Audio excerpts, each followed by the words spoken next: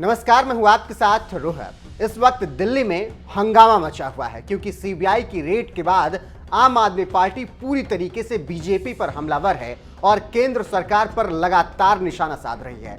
आपको बता दें कि 19 अगस्त को सीबीआई की रेड दिल्ली के उप मुख्यमंत्री मनीष सिसोदिया के घर पर पड़ी। इसके अलावा 15 और लोगों पर सीबीआई की रेड पड़ी।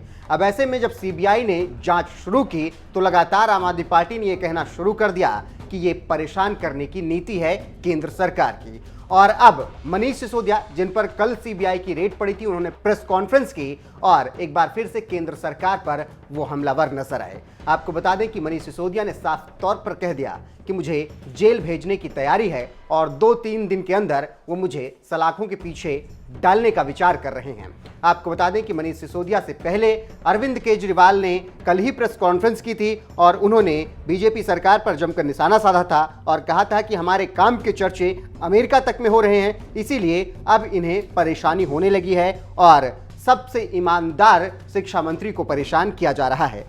आपको बता दें कि दिल्ली में शराब नीति को लेकर इस वक्त हंगामा मचा हुआ है और बताया जा रहा है कि आबकारी विभाग में बड़ा घोटाला हुआ है और जिस तरीके से ये घोटाला बताया गया उसके बाद से ही सीबीआई की रेड पड़ी है। फिलहाल अभी क्या कुछ निकल कर सामने आया, इसमें कुछ भी रिपोर्ट अभी सीबीआई ने सार्वजनिक नहीं की है। फिलहाल मनीष सिसोदिया ने प्रेस कॉन्फ्रेंस करते हुए कहा कि अगले 1 से 2 दिन में या 3 दिन में, बहुत ज़्यादा 4 दिन में मुझे गिरफ्तार कर लिया जाएगा और मुझे जेल भेज दिया जाएगा। साथ में उन्होंने प्रधानमंत्री नरेंद्र मोदी पर भी निशाना साधा और कहा कि ये देश के प्रधानमंत्री को शोभा नहीं देता है कि इस तरीके से बदले की कार्रवाई की जाए। सिसोदिया ने पीएम मोदी पर हमला बोलते हुए कहा, अरविंद केजरीवाल और नरेंद्र मोदी में यही फर्क है। केजरीवाल अच्छे काम की प्रशंसा करते हैं, उससे सीखते हैं और मोदी जी अच्छे काम को रोकना चाहते हैं। ये पीएम मोदी को शोभा नहीं देता है। वहीं आपको बता दें कि इससे पहले अरविंद केजरीवाल ने make in India number 1 campaign launch किया था और उन्होंने कहा था कि मैं देश को नंबर 1 बनते हुए देखना चाहता हूं। लेकिन अब उसी के एक दिन बाद जब रेड पड़ी सीबीआई की तो फिर पूरी तरीके से आम आदमी पार्टी बौखला गई। आपको बता दें कि सिसोदिया ने दावा किया कि दिल्ली सरकार की अगर शराब पॉलिसी ठीक से लागू होती तो 10,000 करोड़ रुपए का फायदा होता, लेकिन अब इसी में घोटाला बताया जा रहा है जिस पर सीबीआई ने रेड डाला और जांच चल रही है। फिलहाल सीबीआई ने खुलासा किया कि ये पूरी जो शराब नीति और इसके घोटाले की संरचना रची गई, ये ना दिल्ली में रची गई ना गोवा में, बल्कि ये सब मुंबई में बैठकर साजिश रची गई थी, जिसके बाद इतना बड़ा घोटाला किया गया। बस केवल यही अभी तक सार्वजनिक रूप से सीबीआई की तरफ से एक बयान फिलहाल या कह सकते हैं कि रिपोर्ट आई है, उसके अलावा भी कुछ भी सामने निकल कर नहीं आया है। और इसी बीच मनीष सिसोदिया ने जिस तरीके से बड़ा आरोप केंद्र सरकार पर लगाया है और कहा है कि अगले 2 से 4 दिन के अंदर मुझे जेल के भीतर डालने का पूरी तरीके से प्लान है। देखना होगा कि क्या कुछ होता है और मनीष सिसोदिया की मुश्किलें आगे कितना बढ़ती हैं। फिलहाल आपका इस खबर पर क्या कुछ कहना है, अपनी राय कमेंट कर हमें जरूर बताएं। कल मेरे घर सीबीआई के ऑफिसर्स आए थे और दिल्ली सचिवालय में मेरे जो एजुकेशन मिनिस्टर का डिप्टी सीएम का ऑफिस है वहां पर भी उन्होंने रेड की थी। सारे ऑफिसर्स दोनों जगह बहुत अच्छे लोग थे, बहुत अच्छे से सबने बहुत व्यवहार किया।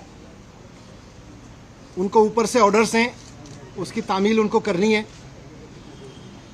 जो भी उनसे सही गलत कराया जा रहा है वो ऊपर के ऑर्डर से कराया जा रहा है। लेकिन मैं व्यक्तिगत रूप से खुद और अपने परिवार की तरफ से उन तमाम सीबीआई ऑफिसर्स का बहुत धन्यवाद करना चाहता हूं जिन्होंने कल बहुत अच्छे से मेरे परिवार के साथ व्यवहार करते हुए मेरे घर को सर्च किया और मुझे व्यक्तिगत रूप से उनसे मिलके अच्छा लगा।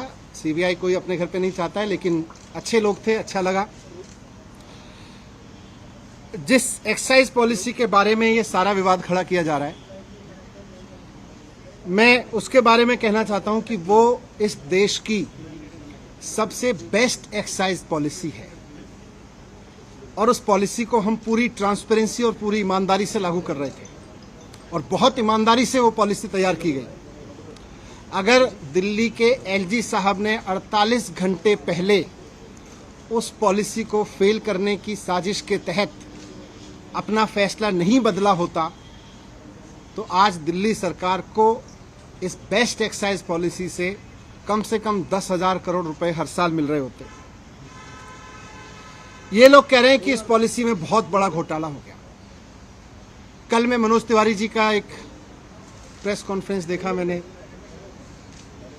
मनोज तिवारी जी कह रहे थे कि 8,000 करोड़ का घोटाला हो गया है एक्साइज पॉलिसी में। मनीष सिसोदिया ने 8,000 करोड़ का घोटाला किया। फिर थोड़ी देर बाद बीजेपी के और एक नेता आए प्रेस कॉन्फ्रेंस करने या शायद किसी मीडिया में बात करने, वो बोले 1100 करोड़ का घोटाला मनीष सिसोदिया ने किया है। फिर मैं सोच रहा था कि एलजी साहब ने जो प्रेस रिलीज जारी किया था उसमें उन्होंने लिखा था 144 करोड़ का घोटाला कर दिया मनीष सिसोदिया ने।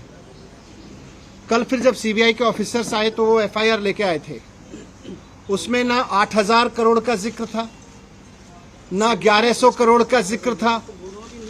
उसमें लिखा था सोर्सेज कह रहे हैं कि 1 करोड़ का घोटाला हुआ है। सोर्सेज कह रहे हैं कि 1 करोड़ का घोटाला हुआ है, ये सीबीआई की एफआईआर कह रही है। इसमें ना 144 करोड़ का जिक्र है, ना 11,000 करोड़ का जिक्र है, 1100 करोड़ का, ना 8,000 करोड़ का मनोज तिवारी जी वाला जिक्र है।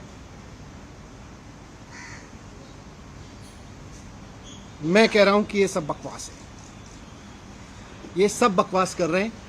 इस पूरी पॉलिसी में कोई घोटाला नहीं हुआ, बहुत शानदार पॉलिसी है। और जो ये लोग कह रहे हैं, इनको ना तो कुछ पता है, ना इन्होंने कुछ पढ़ा है, बस इनको तो कहीं से कोई स्क्रिप्ट जो दी जाती है ये उसको रटते हैं। मैं आज आपको बताता हूं कि इस पूरे शोर शराबे के पीछे असली कहानी क्या है, इसका सच क्या है। सच ये है कि मुद्दा शराब का घोटाला है ही नहीं। इनको शराब के किसी घोटाले की चिंता नहीं है, इनको घोटाले की चिंता नहीं है। अगर इनको शराब के घोटाले की चिंता होती तो गुजरात में हर साल 10,000 करोड़ रुपए की एक्साइज चोरी होती है। अगर शराब की एक्साइज की चोरी की अगर चिंता इनको होती, एक्साइज के घोटाले की इनको चिंता होती, तो आज ये सीबीआई का पूरा हेडक्वार्टर गुजरात में शिफ्ट करा देते 10,000 करोड़ का घोटाला रोकने के लिए। और यही लोग करवा रहे हैं, जो लोग सीबीआई को इंस्ट्रक्शंस दे रहे हैं ना, यही लोग गुजरात में 10,000 करोड़ रुपए की एक्साइज की चोरी कर रहे हैं। लेकिन इनको घोटाले की चिंता नहीं है, शराब की एक्साइज की पॉलिसी में हो रही चोरी की किसी की चिंता नहीं है, क्योंकि गुजरात में 10,000 करोड़ की चोरी हो रही है। वहां सीबीआई नहीं भेजते। अगर घोटाले की चिंता होती तो ईडी का दफ्तर वहां खुल जाता, ईडी का पूरा हेडक्वार्टर वहां शिफ्ट हो जाता। वहां नहीं हो रही कोई धरपकड़। इसलिए मुद्दा तो करप्शन है ही नहीं, मुद्दा तो शराब का घोटाला है ही नहीं, मुद्दा तो घोटाला है ही नहीं। अगर मुद्दा घोटाला होता तो प्रधानमंत्री जी ने कुछ दिन पहले बुंदेलखंड एक्सप्रेसवे का उद्घाटन किया था। आप सबने देखा था, आप सबने दिखाया था, सारे मीडिया ने चलाया था। और सारे मीडिया ने देश के बहुत शोर से बताया कि प्रधानमंत्री जी ने जिस हाईवे का एक्सप्रेसवे का उद्घाटन किया था, 5 दिन के अंदर अंदर वो पूरी तरह से धंस गया। बहुत बड़ा घोटाला हुआ वो एक्सप्रेसवे बनाने में, हाईवे बनाने में। अगर मुद्दा करप्शन होता तो आज सीबीआई और ईडी प्रधानमंत्री द्वारा उद्घाटित किए गए उस महामार्ग के घोटालेबाजों को पकड़ रही होती, उनके घर रेड कर रही होती, जिन्होंने इतना बड़ा घोटाला कर दिया कि प्रधानमंत्री जी ने जिस एक्सप्रेसवे का उद्घाटन किया 5 दिन में धंस गया। वो है घोटाला। लेकिन जैसा मैं कह रहा हूं, मुद्दा घोटाला है ही नहीं। शराब या एक्साइज की चोरी इनकी परेशानी है ही नहीं। इनकी परेशानी है अरविंद केजरीवाल। इनकी परेशानी है कि अरविंद केजरीवाल जिस तरह से अब पूरे देश में एक काम करने वाले ईमानदार नेता के रूप में पहचान बनाते जा रहे हैं और पूरे देश के लोग अब उनको पसंद करने लगे हैं, इनकी परेशानी ये है। और पंजाब के बाद तो पूरे देश में अरविंद केजरीवाल जी को एक राष्ट्रीय विकल्प के रूप में देखा जाने लगा है। इनकी परेशानी ये है। ये जो पूरी कार्रवाई मेरे खिलाफ हो रही है, ये जो पूरी कार्रवाई मेरे दफ्तर में हो रही है, मेरे घर में रेड डाली जा रही है, ये हो ही इसलिए रही है कि अरविंद केजरीवाल जी को रोकना चाहते हैं। ये अरविंद केजरीवाल जी को रोकने की जो साजिश रची जा रही है उसी स्क्रिप्ट का हिस्सा है। आप सब जानते हैं, देश जानता है कि अरविंद केजरीवाल जी की सबसे बड़ी ताकत है कि वो एक बहुत कट्टर ईमानदार नेता है। अरविंद केजरीवाल जी की दूसरी सबसे बड़ी ताकत है कि उनको काम करना और काम करवाना आता है। उनको दिल्ली का एजुकेशन ठीक करके उन्होंने दिखा दिया कि एजुकेशन कैसे ठीक होता है। उन्होंने हेल्थ ठीक करके दिखा दिया कि हेल्थ सिस्टम कैसे ठीक होता है। आज दुनिया भर में मैंने दिखाया आपको, आज अरविंद केजरीवाल जी की वजह से दुनिया भर में भारत का नाम रोशन हो रहा है। इसलिए आज ये इत्तेफाक नहीं है कि हेल्थ और एजुकेशन पर दुनिया भर में भारत का नाम रोशन करने वाले अरविंद केजरीवाल जी के हेल्थ मिनिस्टर के यहाँ छापे डाले जा रहे हैं, उनको जेल में डाला जा रहा है। उनके एजुकेशन मिनिस्टर के यहाँ छापे डाले जा रहे हैं, उनको मुझे जेल में डालने की तैयारी की जा रही है। मेरी गलती ये थोड़ी ना है, वो भी जानते हैं कि कोई भ्रष्टाचार नहीं हुआ।